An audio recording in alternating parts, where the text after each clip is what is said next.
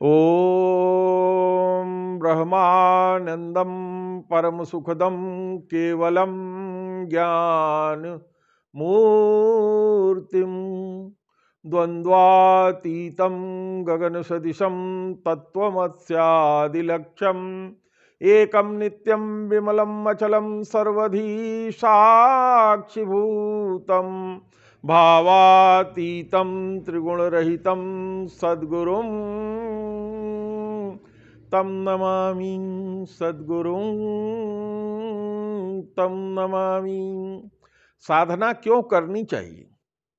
साधना क्यों करनी चाहिए, यह प्रश्न उठता है। साधकगण, आपको मैं बताने का प्रयास कर रहा हूं कि साधना क्यों करनी चाहिए।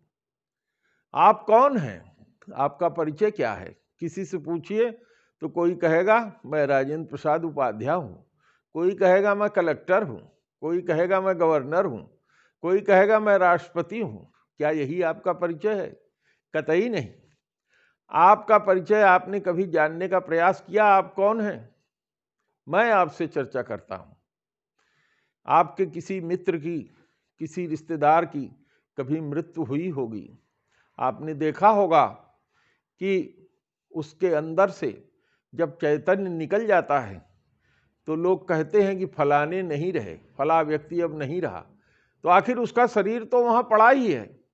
भगवान ने भी रामायण में कहा कि देखो तुम्हारा पति बाली यहां सोया हुआ है। तो जीव जो इसके अंदर होता है, जिसको आत्मा कहते हैं, वो अमर है और यह शरीर आता और जाता रहता है, जन्म मरण के चक्कर में रहता है। तो आप कौन हैं? आप वो हैं जो इस शरीर को छोड़ करके चला जाता है। लेकिन साधारण रूप से आप अपना परिचय माँ बाप के द्वारा अपने पद का, अपने घर का, इसका बताते हैं। आप वो नहीं हैं। अपनी आत्मा का, अपना हर साधक को अन्वेषण करना चाहिए। और यही आवश्यकता है कि आप साधक बन रहे हैं, आप यह जानने के लिए कि मैं कौन हूं। मैं आपसे चर्चा करूं। हम इसको अगर जानना चाहते हैं तो हमको अपने चित्त के बारे में जानना होगा। हमारे वेदों में, शास्त्रों में, पुराणों में, उपनिषदों में कहा गया है कि चित्त, जो व्यक्ति का चित्त होता है, उसके 4 स्वरूप होते हैं: मन, बुद्धि, चित्त और अहंकार। मन क्या होता है? हमारी जो 10 इंद्रियां हैं, वो जिसके साथ रह करके हमको चैतन्य बनाती हैं, उसको मन कहते हैं। और यही मन जब किसी चीज का निर्णय लेता है तो वो बुद्धि कहलाता है। और जब इसमें कोई चीज संचित होती है और वो सुरक्षित रहती है, जब तक ये जीव जिंदा रहता है तब तक वो संचित रहता है, उसको चित्त कहते हैं। और जब जीव को यह लगता है कि मैं भी कुछ हूं, मैं हूं, अपने होने का, अस्तित्व का बोध होता है, उसे अहंकार कहते हैं। तो चित्त के 4 स्वरूप हैं: मन, बुद्धि, चित्त और अहंकार। लेकिन कहा यह जाता है, शास्त्रों ने भी कहा है, कि जब व्यक्ति शरीर छोड़ता है तो सूक्ष्म रूप से उसके ये चारों स्वरूप, मन, बुद्धि, चित्त और अहंकार, उसके साथ जाते हैं। अब इसमें मन तो सभी के साथ होगा, बुद्धि सभी के साथ होगी, चित्त भी सभी के साथ होगा। लेकिन साधकों के लिए जो छोड़ने की बात है, वो अहंकार को छोड़ने की बात है। इसलिए हर साधक को चाहिए कि वो निरहंकारी रहे। और साधक को क्या चाहिए? साधक को ये चाहिए कि उसके मन के अंदर जो वासना है, उस वासना से वो मुक्त रहे, संयमी रहे, अपने इंद्रियों का संयम करे, अपने इंद्रियों का संयम करे। वासना के कारण जो मन है वो बिगड़ जाता है, चित्त में वासना ही बैठ जाती है। परिणाम ये होता है कि आप चलेंगे साधना करने और आपके व्यवहार में, आपके मन के अंदर, चित्त के अंदर वासना है, तो आप साधना नहीं कर पाएंगे, आप वासना में चले जाएंगे। दूसरा, साधक को ये चाहिए कि वो तृष्णा से, तृष्णा माने किसी भी चीज को पाने की इच्छा, और अधिक पाने की इच्छा। पाने की इच्छा रखना बुराई नहीं है, लेकिन और अधिक मिल जाए, और अधिक मिल जाए, उसको तृष्णा कहते हैं, उसको लोभ कहते हैं।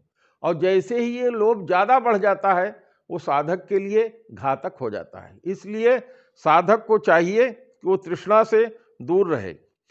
दूसरा, साधक को ये चाहिए कि अपने चित्त को किसी भी तरह का वो कोई भी मादक वस्तु का प्रयोग न करे, क्योंकि जब आप मादक वस्तु का प्रयोग करेंगे तो आपका जो चित्त है वो स्वतंत्र नहीं रहेगा, वो उस नशे के अंतर्गत हो जाएगा, और जो परिणाम आप साधना चाहते हैं वो आपसे नहीं हो पाएगा। मैं आपसे जो भी चर्चा कर रहा हूं, ये मेरे पूज्य गुरुदेव परमहंस स्वामी सत्यदेवानंद जी द्वारा बताया हुआ है। और क्या चाहिए? साधक को शनैः हिंसा से दूर हो जाना चाहिए। हिंसा चाहे वो मन की हो, वाणी की हो, चित्त की हो। अपने पीछे मैंने आप लोगों से चर्चा किया था कि किसी भी व्यक्ति के अंदर जो कुछ भी मन में पहले आता है वही उसके चित्त में आता है, चित्त से वो वाणी पे आता है, और वाणी से फिर वो हाथ या एक्शन में आता है। तो इसलिए व्यक्ति को चाहिए कि वो अपने चित्त को शुद्ध रखे, किसी भी तरह की उसमें हिंसा न रहे। अगली बात हमारे गुरुदेव ने बताया था कि सभी से मैत्री का भाव रखो, चाहे वो आपका दुश्मन क्यों न हो। वो आपको जान से मारने के लिए आपके सामने उपस्थित हुआ है, आप जान रहे हैं कि ये मुझे मार देगा, फिर भी उसके प्रति आपके मन में मैत्री का भाव होना चाहिए। यही साधक की पूर्ण इच्छा होनी चाहिए कि वो अपने अंदर मैत्री ही रखे, किसी से भी किसी तरह की उसके मन में दुर्भाव न हो। उसके अंदर, साधक के अंदर करुणा जागृत होना है। वो तभी आएगा जब वह व्यक्ति प्रसन्नता पूर्वक रहेगा और अपने जीवन में पवित्रतापूर्ण व्यवहार करेगा, तभी साधक में ये चीज आएगी। साधक को चाहिए कि वो पूर्ण ब्रह्मचर्य का पालन करे। ब्रह्मचर्य मनसा, वाचा और कर्मणा होता है। ब्रह्मचर्य का मतलब होता है अपने मन को भगवान में, ब्रह्म में, परमेश्वर में, जिस तरह के आप उपासक हैं, अगर आप निर्गुण उपासक हैं तो आप जानते हैं नाम में, आप सगुण उपासक हैं तो भगवान में उसको रखना चाहिए। साधक को चाहिए कि वो अपनेपन से, अपनपौ से दूर रहे और दुख रूप में संस्कारों को देखे। जितने भी संस्कार होते हैं, चाहे वो अच्छे हो चाहे खराब हो, सभी संस्कार दुख देने वाले होते हैं। तो इसलिए आप निर्मल रहिए, आपके अंदर किसी भी तरह का संस्कार न हो, चाहे वो अच्छा संस्कार हो चाहे वो खराब संस्कार हो, किसी भी संस्कार को अपने अंदर ग्रहण करके रखने की आवश्यकता नहीं है। संस्कार विहीन जब आप हो जाएंगे, बिल्कुल आपका मन बिल्कुल निर्मल, जैसे शुद्ध जल होता है उस तरह का हो जाएगा, तो आप देखेंगे कि भगवत कृपा, भगवान की प्राप्ति आपको स्वयं मिल जाएगी।